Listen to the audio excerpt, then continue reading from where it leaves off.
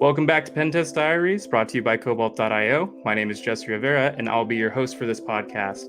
Happy October for everybody. I'm excited to kick up Cybersecurity Awareness Month with this podcast, and I kind of want to just cut straight to it.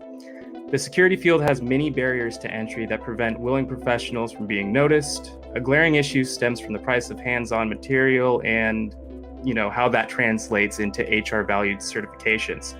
Today, we're going to be talking with someone who aims to change that. I'd like to introduce CEO and founder of TCM Security and YouTuber, Heath Adams. Heath, great to have you with us. Hey, Jesse, thank you for having me. I appreciate being here. Yeah, of course. So for people who are tuning in, who haven't necessarily maybe heard his voice before or seen him in the offset community, I'd like to give Heath a chance to sort of explain who he is and sort of where he came from. Yeah, so my name is Heath Adams. I go online by the Cyber Mentor. I started as a really bad YouTuber, just making some, I feel like, crappy home videos on basic cybersecurity and ethical hacking, and eventually turned into getting decent at editing and recording. And that became a YouTube channel that kind of took off. Because of that YouTube channel, I was able to get better at my skill set, develop an ethical hacking course that we released on YouTube, eventually perfected that course, released it on Udemy and eventually an Academy. And that kind of just spiraled into a pen testing company. I've spiraled into an academy, a training company, and a certification company. So it's started small and just kind of snowballed into what it is today. So short summary, I am a YouTuber, educator. I love teaching, and I just happen to be a hacker as well. So, yeah, and you're always out there in the community. I remember doing the 25 days of hacking for Try Hack Me. I did your OSINT breakdown on finding Rudolph. That was extremely fun. And, it's great that you're out there participating with the community, bolstering everybody who's out there. And like your name implies, being a mentor to a lot of people out there, because I feel like there's a large majority of people who are pivoting into the field, and they definitely need that sort of hands-on grasp. And kind of leads me into my next question, which is like, when was the moment you realized I have to make TCM security a thing? Like what was the sort of trigger event for that? So yeah, I was working as a pen tester for another company, and we continuously were getting people coming over there, clients coming over there, potential clients saying, "Hey, we heard of Heath. We saw Heath on YouTube or social media, and we want him to do our pen test." And the company I was working for provided no kickback for that, no commission, nothing. So the wheels started spinning as, hey, if they're getting all this money and I'm just over here doing the work, why can't I go out here and get some money for doing the same thing? And so I decided to kind of just take that step forward, go out, do my own thing, and luckily it's worked out. Right. And I mean, entrepreneurship is very difficult. I feel like there's a lot of people who are in the sort of pen testing space who definitely fit into the category of really just hustling, finding the next thing, swinging, contract to contract. I've been there with, in the realms of IT. So I feel like when you're in that sort of space, when you're trying to find the next thing, there's a lot of HR barriers that you run into, especially when it comes to certifications. So how do you sort of feel about the meta of certifications now, i.e. like how they are essentially in a way gatekeeping, but also educating? I feel like there has to be a good like in between, right?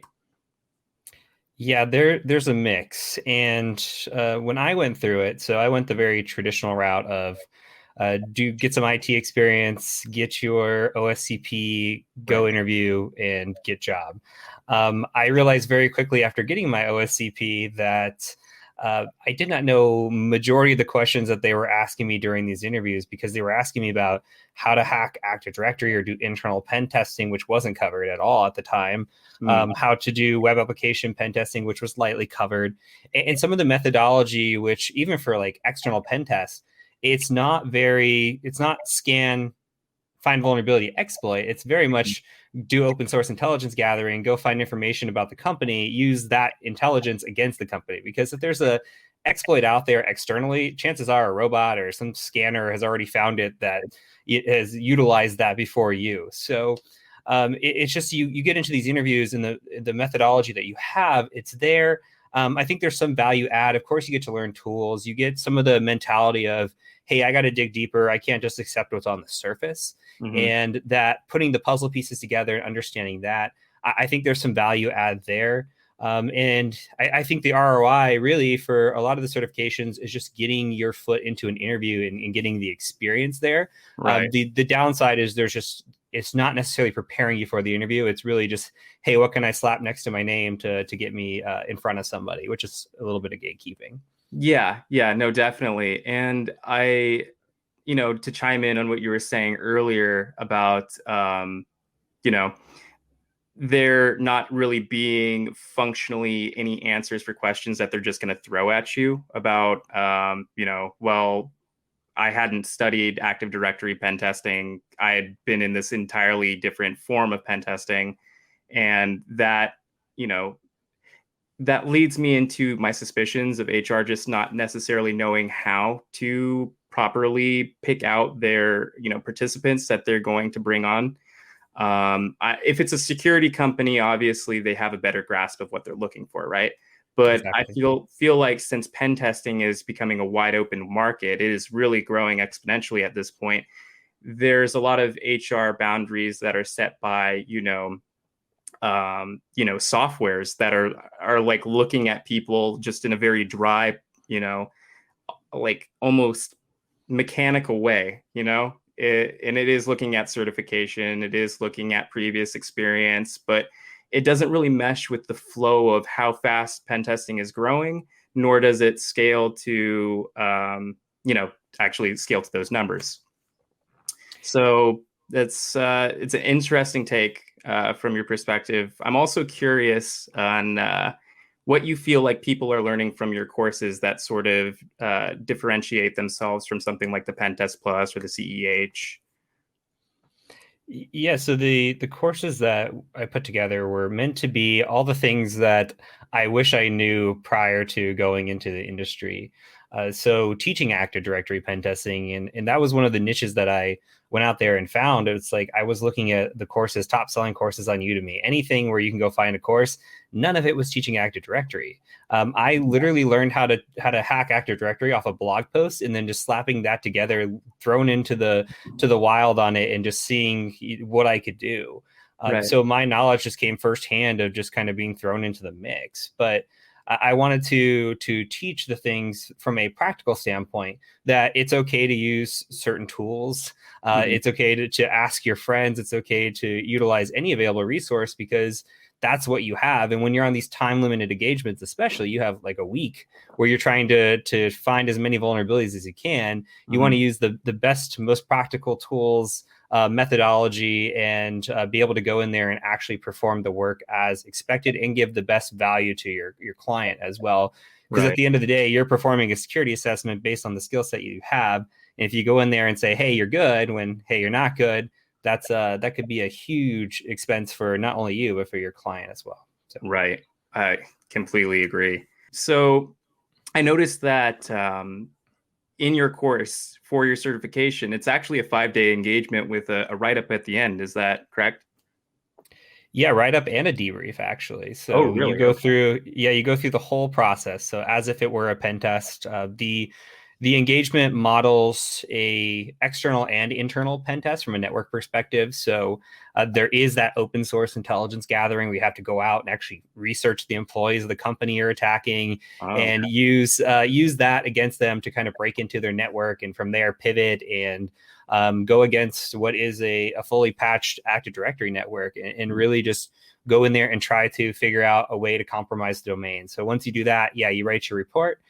You go through, and then once you go through the reporting phase, then you perform a debrief in front of either someone from my team, usually me, but somebody from the team, and tell us what you found, what recommendations you have for us, like we are your client, and what you would be doing. So you go through the full experience that you would do in a consulting role. right.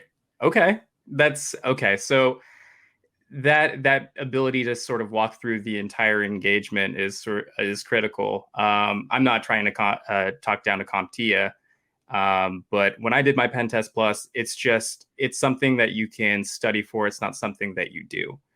Exactly. And I feel that if people are going to put merit to certifications, like actually put it to the test, then people should feel ready when they get into these job interviews, not only from like the perspective of the client, it helps them because they know that they're choosing something that is watching them engage in an actual live environment. And I think that that's actually a great way to step into that, is just going through the entire process. I'm curious as to what the people that you're currently teaching, or people who are currently buying your material, what they're most interested in, like which avenues are they going down, which courses are they what do they seem to be more actively participating in? Yeah, so the PEH, or Practical Ethical Hacking, is by far the number one bestseller, and it's meant to be because it's the entry level course. So that kind of gives you the broad overall experience with, hey, here's general hacking, here's Active Directory, here's exploit development, web app, and wireless even. And you go from there and you say, okay, now maybe I'm interested in Active Directory. Go on, take another course. Or maybe I'm interested in, we've got privilege escalation courses. We've got a course on pivoting and a little bit advanced Active Directory exploitation with extra C2. So they kind of niche out a little bit once you kind of get into those advanced courses or those one-off courses. So, and it really depends on the individual, because the people that are taking these classes, we have students I've had as young as 12 years old reach out to me, to as old as 77 reach out to me. I've had people that are well-known B-list celebrity types reach out. So you never know who's taking these courses. And it doesn't always have to be because they want to become a hacker. It could be because they're a defender, because they're CISO, just because they're interested in learning about it. So all walks of life come through, and it's really interesting to see how they pan out. And they go in all different sorts of directions, but usually start with the PEH as their introductory. All right. I mean, that also leads into an interesting prospect about pen testing in general, or just the avenue of ethical hacking or hacking itself. It's open to a wide range of people. It's not like this very closed off thing. And I feel like that's what security has been sort of broadcasted as. It's like this, like you work in IT for like 10 years and maybe then you get to work into a position for security or OffSec. And I feel with more material that's coming out and more targeted and specific training, that changes that outlet, and that broadens the horizons for a lot of people who are out there who want to be able to participate. And it isn't like every person who is, doing this, like you said, is actively looking for a role in pen testing. It's just for their edification. Yeah, and a lot of times it's like you talk to somebody and you don't expect them. When I talk to people, I almost don't expect them to come from an IT background always. It's always, hey, what were you before you were a pen tester? What were you before you were in IT? Because usually the story ends up somewhere else, because IT, as far as education goes, is more of a newish thing. Pen testing, as education goes, there's not really a college or university out there teaching pen testing that will get you job ready, in my opinion. Not yet. I think they're getting closer, but so everybody comes from these weird, obscure backgrounds, and everybody's path's a little bit different. And I'd say half the time the person never started in IT. They were doing another career before they wound up over here. So it's one of those things that can be inclusive to everybody, and it doesn't matter what age you are, what you did before, any of that. It just matters that you have a passion for it and that you want to get into the field. Right. And I think I remember watching one of your videos, and you came from the background of accounting, correct? That is correct. And you're like, I can't handle doing this anymore. It's not what I love. You were like, I chose, I think your words were, I chose the job because this was a job that was going to make me money. Like it had that, if you participated, then you get this reward. It wasn't necessarily like what you wanted to do. But like when you're in college, you don't know what you want to do. If I'm being honest, I've changed my mind with what I wanted to be 5 different times. And I think pen testing is an amazing outlet because there's so many different areas to jump into. Yeah, that's exactly it. I grew up really, really poor, and for me, I agree. For me, I just picked something that was completely safe. Like, hey, I know I'll have money. This will be an income. It really wasn't about passion, just about, hey, I know I'm going to be able to do this work and I can get through it. But I same way, like you get thrown into it at 17 years old, 18 years old, say, hey, what do you want to do for the rest of your life? Here, Right. go rack up a bunch of debt, and while you're at it, figure out figure out what it is you want to do, and you don't know. And I was the same way. I graduated undergraduate school with 170 semester hours, and that's Mm, like a master's plus almost yeah. another master's on top of it, with really nothing to show for it other than, hey, I bounced around majors a bunch before I landed on accounting, and that was only because I knew it was going to be something that would be safe. So Right. at the end of the day, yeah, just it takes a while to find your passion, and some people don't do it until their 40s, 50s. It's everybody's a little bit different. Some people know right away. There's kids, like literal 14-year-olds with OSCPs running around, and I'm just like, how do you Yeah. know this? and, Yeah. and I'm jealous because I wish I knew and I could have applied myself way earlier than before. But at the same time, everybody's different. Everybody's race is different. So Yeah. No, I completely see where you're coming from with that. I kind of went to a somewhat non-traditional route. I went to a community college that had just started its program in, trying to alter a cybersecurity course, and they were doing a really good job. I remember there being a professor there, Alex Torres, who uh, really propped up this ethical hacking class, and it was the first time I'd seen it anywhere, and like reluctant to find it at a community college, no less. But setting up the entire process of like walking through steps, doing enumeration, setting up our boxes, pivoting and stuff like that. It's a very nuanced thing, and you don't really find it everywhere. Like you said, it's like colleges are just sort of like configuring it.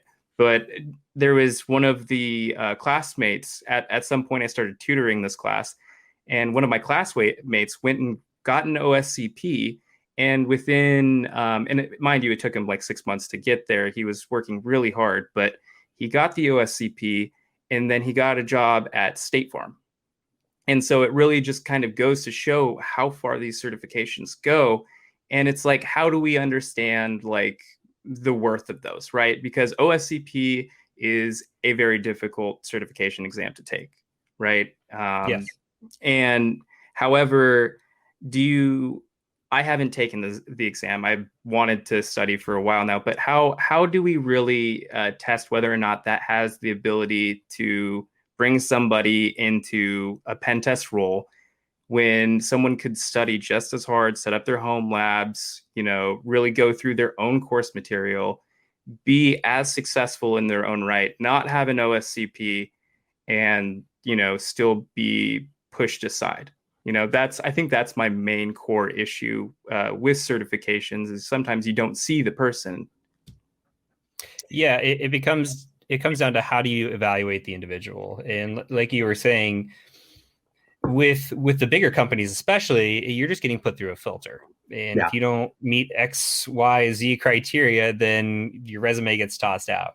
Right.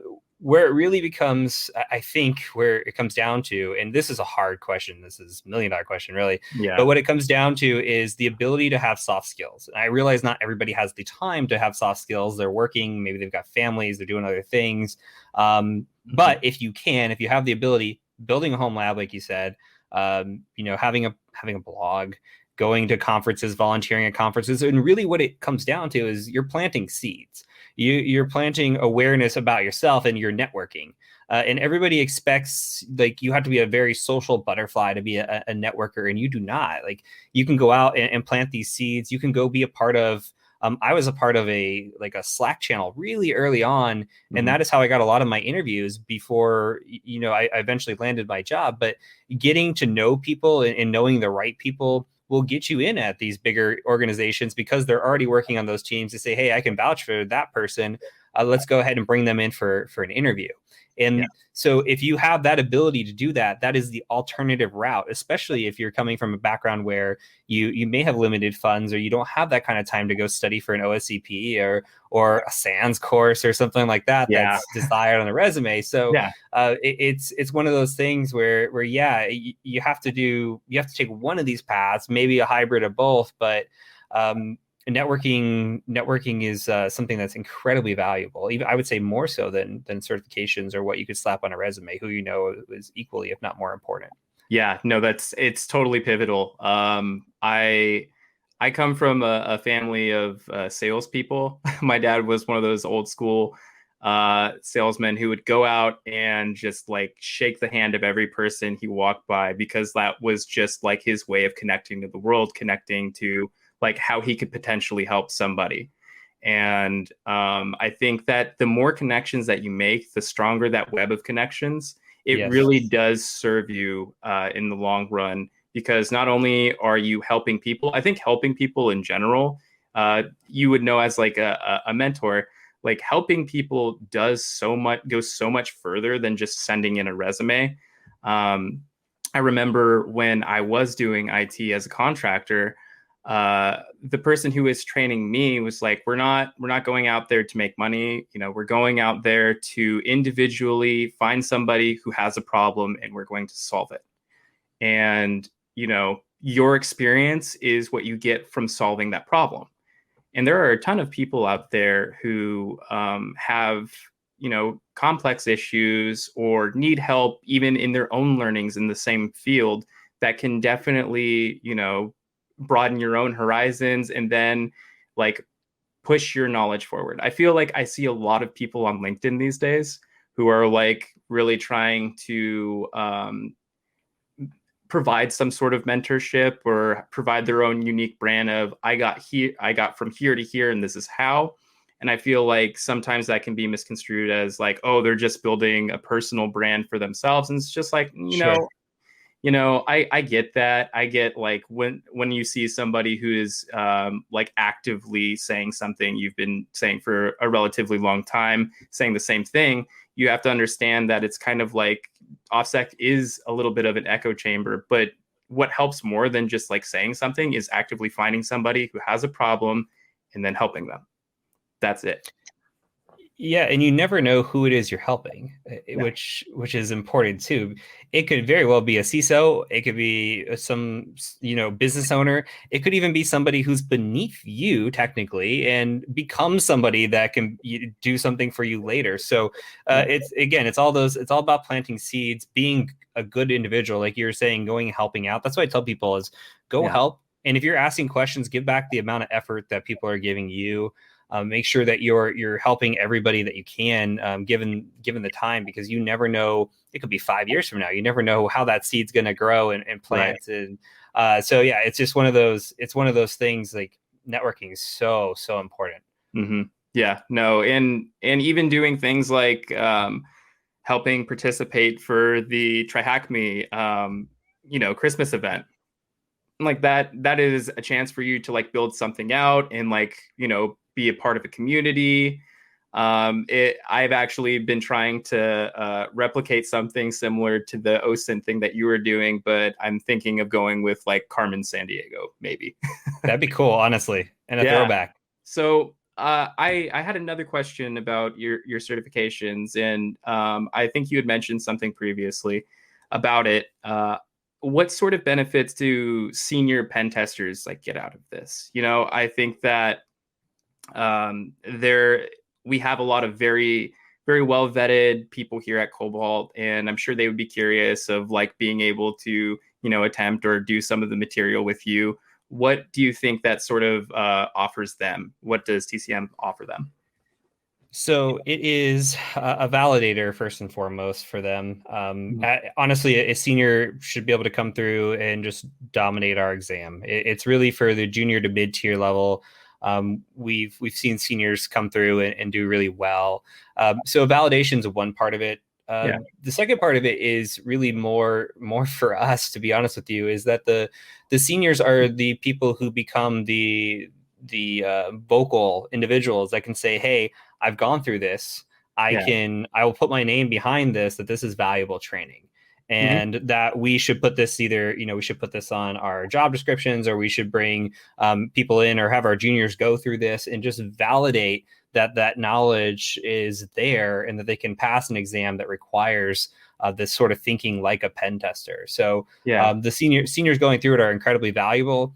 I don't know if there's a ton of value add for them outside of being able to help those coming in after them, and from a training perspective and an educational mentoring perspective, to be able to get them down the right path. But I think you're touching on something that's really important, which is having the people who are in these senior roles being able to then bolster their own community by bringing something forward that is, effectively doing the same thing a lot of other certifications are, by giving them a more in-depth experience, but also at a far cheaper price, and under different more accepting conditions. But I think that their role, what could really help this community in general, is just being able to, push back against what they might have experienced or what they have gone through, and be able to go through these certifications and just sort of like help bring up the junior mid-tier pen testers, because I think that's just as important,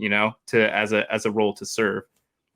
Yeah, and we need as many advocates as we can get, and we're seeing some changing of the guard. There's Yeah. definitely old school mentality, and I came up this way, so you got to come up this way, and that's starting to fade out. There's of course going to be echo chambers across every brand. We have echo chambers at TCM Security. But it's those things that if we can get the majority of the people understanding what it means to effectively evaluate and train an individual and what that should look like, and not just, hey, I went through this, you should go through this, because times change. Yeah. What was pen testing 5 years ago, what was pen testing a year ago is different. So if your materials aren't being updated, if you're just going through based on name recognition only, you're going to run into some issues, especially getting the right talent and bringing the correct talent to put your name behind something where you're evaluating literally the security of an organization. Yeah, no, I think that you're right. I don't have much to say after that. That nicely kind of sums it up. So I'm happy to have had you back on here today. As far as Cobalt's concerned, I think that there was a point in time that you were here with us, and I understand that there was, we talked about there's kind of like a time constraint. But we do have a lot of people here at the core that I deeply, profoundly respect for their skills, and it is a testament to like coming in to this group of people, this community, and I'm happy to be here with them. There's a lot of knowledge, and I wanted to just sort of extend my thanks for you, having the time to come here today. I was wondering if there's any like questions that you had for maybe me or us. No questions, but I will point out that I definitely enjoyed my time with you guys. It was one of the coolest experiences because I was just getting started out. I went through the evaluation. I don't know if you still do it this way, but you had to know somebody to get in from a referral. So I got in, and with the first pen test I was on was somebody that was top 5 bug bounty hunter on Synac, and I was like, whoa, I've got a lot to learn.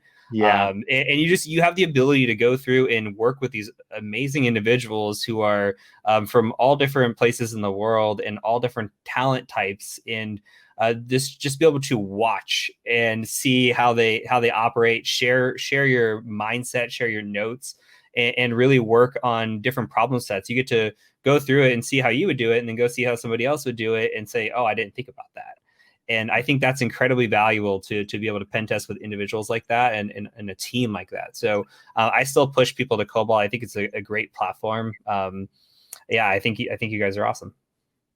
And we definitely appreciate that here. I mean, I wanted to bring you on today because I deeply feel that coming from a constant learner, coming from a really curious person, someone who's interested in pen testing and hacking, what you're doing is great for this field. I think that there should be more places that replicate what you're doing. And once we start, like defining what the issues of bringing new people into security is like, what it like the org chart in general, or just how we can actually look at people's skills as individuals. Certification is what we have right now. That's the standard. But I'm glad that what you're giving people is a really good product. I believe it's a really good product. So thank you. I don't want to take up too much of your time today, and I think that this kind of wraps up what we had planned. Heath, again, it was a pleasure to have you on. Thank you for being here, and happy hacking. Yeah, thanks for having me. I appreciate it. Hi there. Thanks for listening to Pentester Diaries, a podcast brought to you by Cobalt.io. We hope you enjoyed and welcome you to subscribe, share, or leave a review wherever you tune in from. You can catch more episodes by following Cobalt on LinkedIn and Twitter. Stay tuned for more episodes.